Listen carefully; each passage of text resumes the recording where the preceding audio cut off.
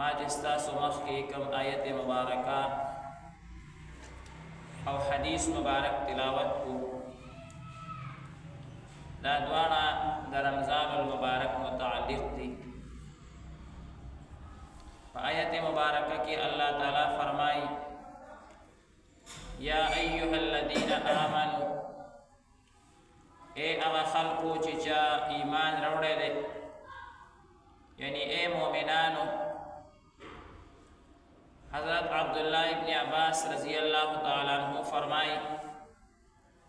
کہ قرآن مجید کی کلا یا ایها الذین آمنوا جملہ راشی نبی تاسو خپل غوږونه کولاو کوي ځکه الله تبارک وتعالی تاسو حکم کول غواړي. نو الله تعالی یو حکم کوي په دې الفاظ سره یا ایها الذین آمنوا کتب علیکم الصیام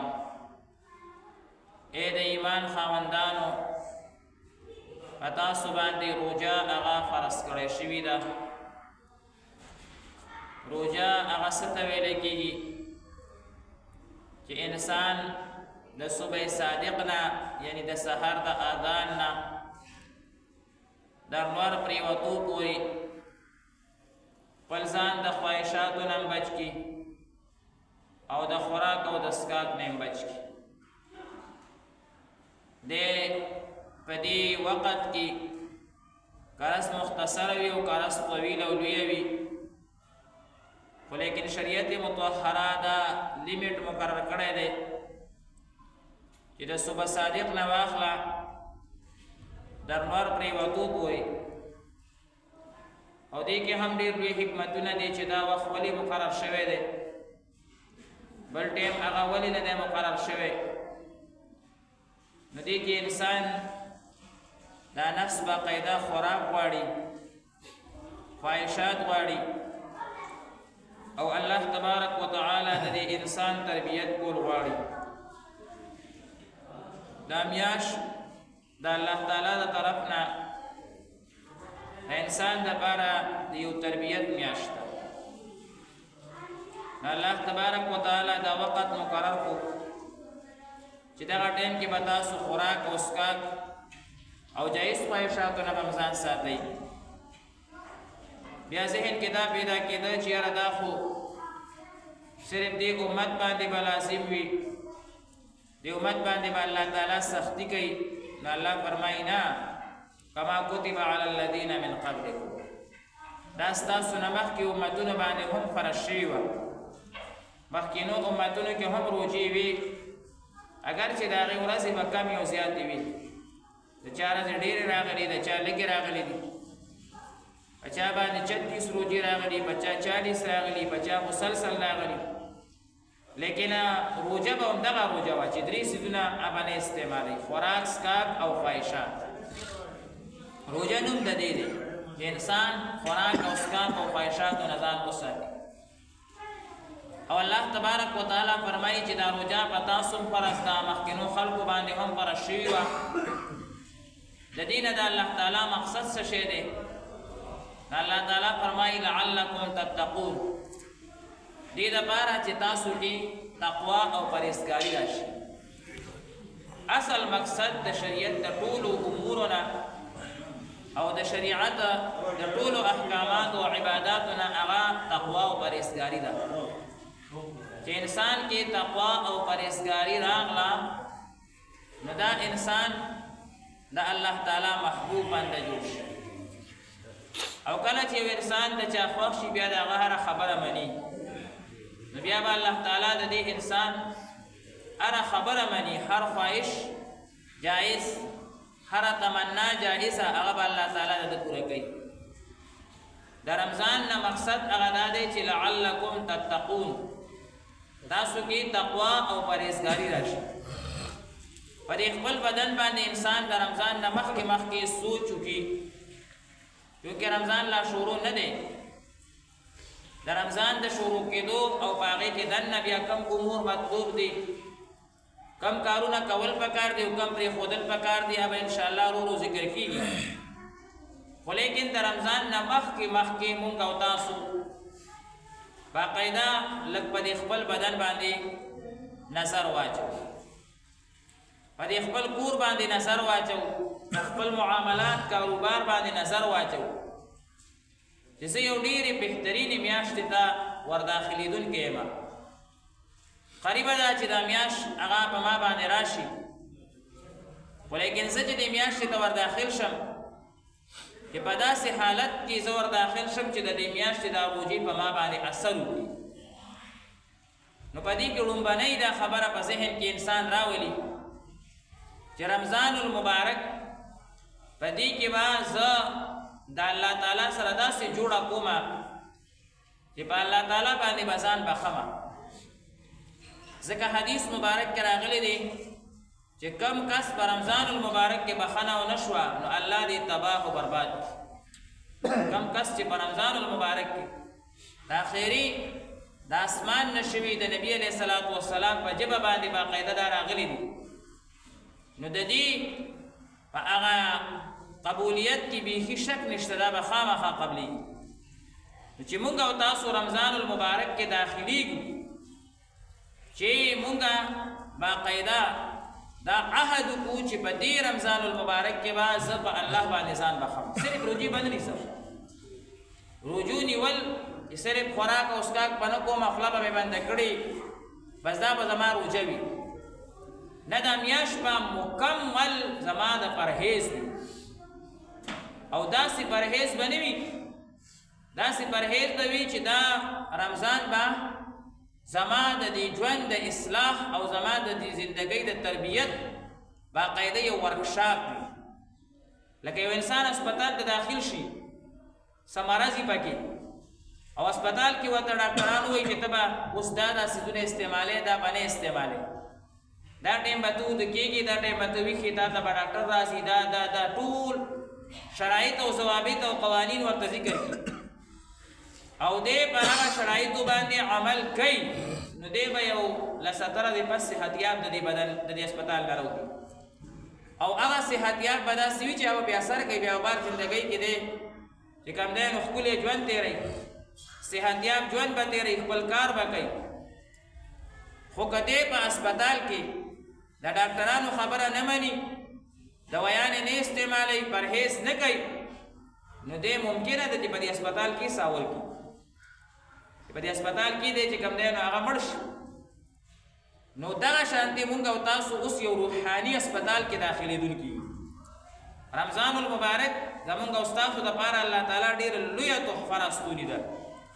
دومره عظیمه تحفه ده مجدد الفساني صاحب خپل مکتوباتو کې لیکي چې د رمضان المبارک مثال د سمندر دی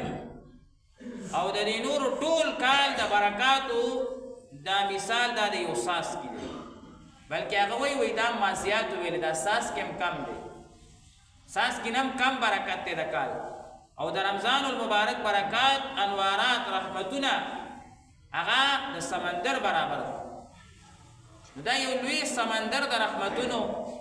د برکاتو د خوشحالو د انواراتو یعنی هر وخت د رمضان المبارک هغه انوارات او برکات په رمضان المبارک کې په دې ټوله میاشت کې الله تعالی انسان ته د شلو نه زیاتې داسې موقع ورکوي چې دی وبخي روزانه الله تعالی لس دولس موقع درته ورکوي چې دی الله تبارک وتعالی وایي زه وبخم روزانه د روجماتي په وخت کې په لکونو خلک الله تبارک وتعالی د جهنم نه خلاصي او جنت دی هغه داخلي څومره بانی دي ټول شپه اوازونه کېږي په رمضان المبارک کې د الله د طرف نه چې تاسو بخنه وغواړئ تاسو خپل سوالات وغواړئ خپل حاجتونه وغواړئ یعنی دومره د الله تعالی فضل او کرم چې الله تعالی په خپله باندې هغه د انسان دشمن شیطان هغه بند کړي اتکړی ورته واچوي بیړۍ ورته واچوي او سیټ یې ووړي دومره احسان چې ته هر طرف نه محفوظ شوې د ګناه نه بلکل ته محفوظ یې د شیطان نه محفوظ یې نفس مې درته مات کو خوراکونه مه کوه اوس دا نفس تا چې کوم دی نو باقاعده د ړه تابع دی او هر وخت چې کوم دی نو داسې حالت کې چې ما سره مناجاتو کې د شپې ما ته بار بار په سجده باندې پروت یعنی هر کار الله تبارک وتعالی د طرف نه وشو علما لیکي چې د الله تعالی د طرف نه 99% 99% دا ته توجه ده چې بس تا بخیز 1% انسان ته محنت پکار دی 1% دا انسان محنت وکړي بس الله تعالی دا بیړۍ پار کوي. اوس مونږ رمضان المبارک مقصد وپېژنو. د رمضان المبارک مقصد څه دی؟ الله قرآن مجید کې خپله ذکر کړی لعلکم تتقون، تاسو کې تقوا او پرهیزګاري پیدا شي. دا بلب دی که خپله غرض یې ورنکړو خلک به ختم کړي، ډېران ته به یې وغورځوي. هر څیز چې خپل غرض نه ورکوي بس خلک یې ختموي. نو که زمونږ رمضان مونږ ته فایده رانه کوي، یعنې زمونږ روژې رمضان خو به فایده ورکوي، خو که مونږ داسې روژه ونیوه چې صرف خوله مو بنده ده او نور ګناهونو نه مو ځان ونه ساتلو، غیبت نه مو ځان ونه ساتلو، بدنظرۍ نه مو ځان ونه ساتلو، د الله نافرماني مو پرې نه ښوده، په زړه طریقه باندې روانو او د الله تعالی ځان د الله ته مکمل ځان حواله نه کړو، نو بیا به زمونږ رمضان صرف دومره وي چې یاره بس خوله مو بنده کړې وه او روژه ماتې کې مو ښه خوراکونه او بس چې کوم دی نو د صحت یو هغه فایده به حاصله شي. ځکه ډاکټران وایي چې رمضان کې صحت هم نو هغه صحت به میلاو شي، خو روحاني صحت به میلاو نه شي. چې اوسه ځای نه باقاعده مونږ باقاعده ځان سره عهد وکړو، عزم وکړو چې رمضان المبارک کې به ښه ځان ستړی کوو. ګوره بعضې کارونه به داسې وي د هر چا په ذهن کې به وي، بعضې ګناهونه به داسې وي د هر چا په ذهن کې به وي چې د هغې نه به راوتل د دپاره انتهایي مشکل وي. انتهایي مشکل شته داسې هر کس کمزوری دی، داسې یو ګناه به وي د هر انسان زمام ستام د بلم چې د هغې نه راوتل انسان ته انتهایي مشکل دي، سخت دي. ګوره دا الله مونږ ته داسې یو مقرره کړې ده. قسم په خدای که دې رمضان کې مونږ صحیح طریقې سره وغوښته او په ژړا سره مو وغوښته او د پېشمني او د روژهواتي په وخت کې مو وغوښته،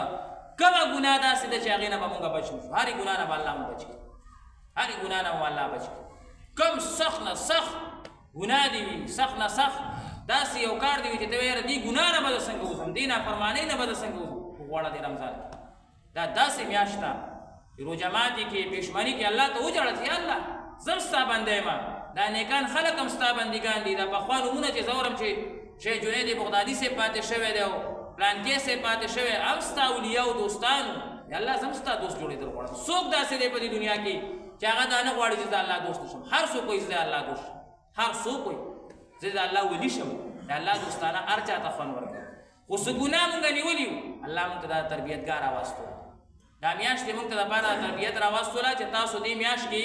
د هرې ګناه نه ځان خلاصولی شئ. کېږي به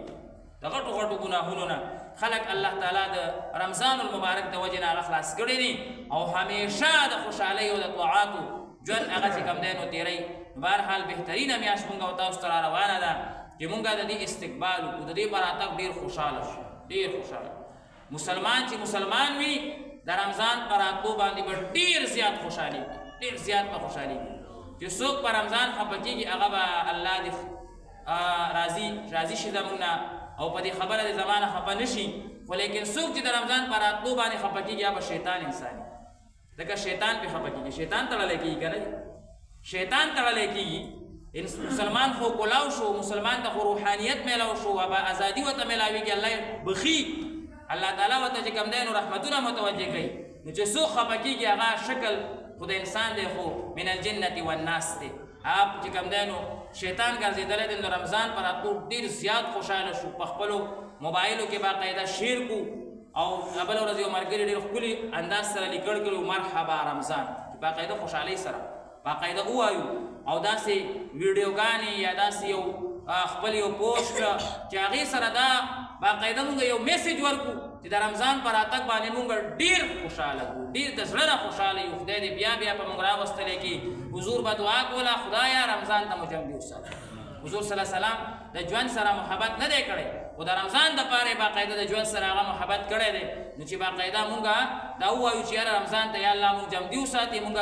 ژوند او مرګ ستا په لاس کې دی، خو دې رمضان دپاره زه ژوند غواړم چې رمضان روژې ونیسم، د رمضان طاعت او عبادت وکړم. انشاءالله تعالی مزید تفصیلات په د رمضان ذکر کېږي. الله دې موږ ته د عمل توفیق نصیب